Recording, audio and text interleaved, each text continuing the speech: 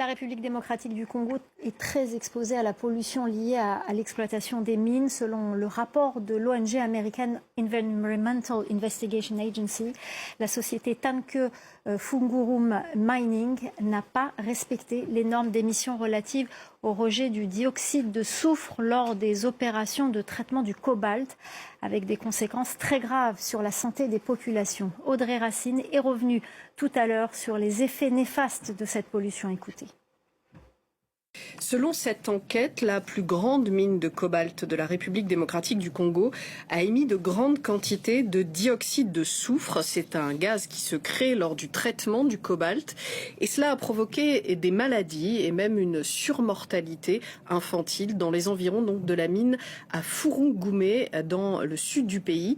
Cette mine, elle s'est développée à toute vitesse ces dernières années parce que le cobalt est utilisé dans les batteries des voitures électriques. Depuis 5 ans, la demande internationale dans ce minerai double chaque année et vous le voyez, la République démocratique du Congo possède plus de la moitié des ressources mondiales de cobalt, des ressources exploitées par la Chine via sa société SCMOC. Cette augmentation très rapide de la production de cobalt dans cette mine de Furungumé, elle s'est faite au détriment des populations locales.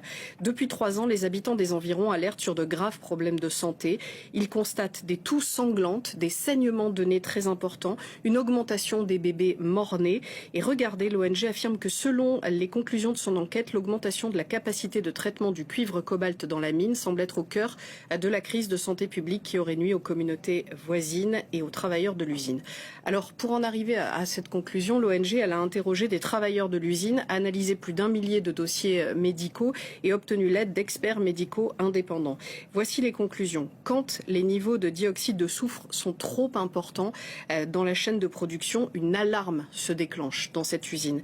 Sauf que les ouvriers doivent normalement arrêter les machines. Ils ne le font pas parce que, je cite un témoignage de ce rapport, cela prendrait trop de temps pour les redémarrer. Le résultat, eh bien, l'ONG a procédé à des mesures de qualité de l'air autour de l'usine entre septembre 2024 et janvier 2025 et elle a trouvé des niveaux de dioxyde de soufre largement supérieurs aux normes internationales.